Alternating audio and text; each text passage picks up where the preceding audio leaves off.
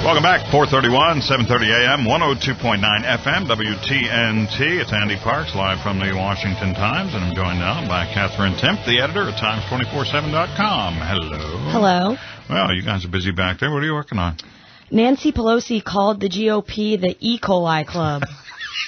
I saw that. Yeah, she really did. That. Yeah, I don't even know how she wandered into that. Was something about safe food products right. or something? She said that the Democrats want to make sure food is safe, and the Republicans don't want to spend money. Right. So we want bad food. This is the E. coli club. Yeah. We want bad food, dirty water, dirty air. You know, that's what we're really after for our kids. Right. We don't care if the kids can eat all the E. coli in the world. Obviously, I can't. Finally, somebody said something. This is a woman who was, in charge. She was the Speaker of the United States House of Representatives. How? How did she get that far?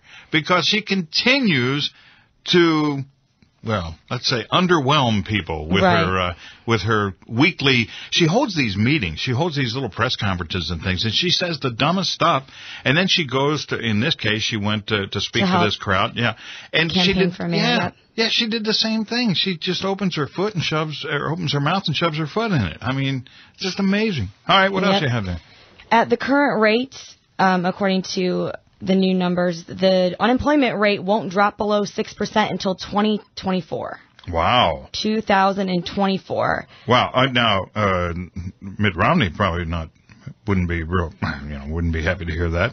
No, I mean, it's showing that the unemployment decline is probably going to be even worse than the Great Depression in terms of how long it is. I mean, that's a huge amount of time that we're talking about. No kidding. And, I mean, that really needs to be something focusing on more, rather than calling each other E. coli club. This is a big problem. Oh, no, not right now. No, the E. coli thing is bigger. Oh, right. According to the Democrats. All right, what else? Maybe if there was some sort of E. coli outbreak. I don't know. Okay, all right.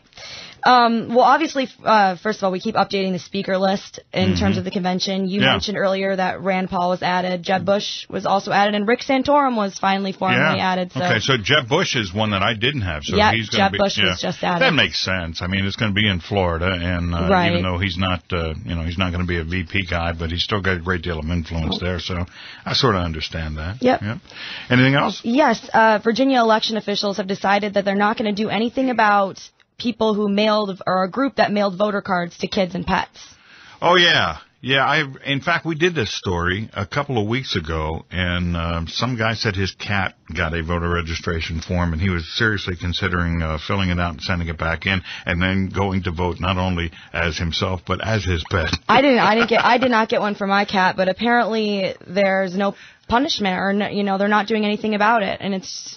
Well, this is one of the problems with voter fraud, is that, it is illegal to commit voter fraud. If you go in and you claim you're someone else and you get the ballot, and who was it? Oh, the guy here in Washington. Remember, he went in and he got Eric Holder's ballot. Yeah, he did. But he wouldn't vote. Remember, he said, no, I want to get my ID. I'm going out to the car. And of course, he never came back and he never voted. So he technically did not commit a crime. Right. Okay, so... think about how many people do commit the crime and just never get caught. Right. It's so easy. Especially when they see just how, with what little concern that it's viewed, nobody seems to be taking it so seriously. Nobody cares at a polling place. You walk in there. I could walk in there and tell them I'm, you. Yeah. And most of them would say, okay, well, you don't look like a woman, but here. Well, they don't want to discriminate.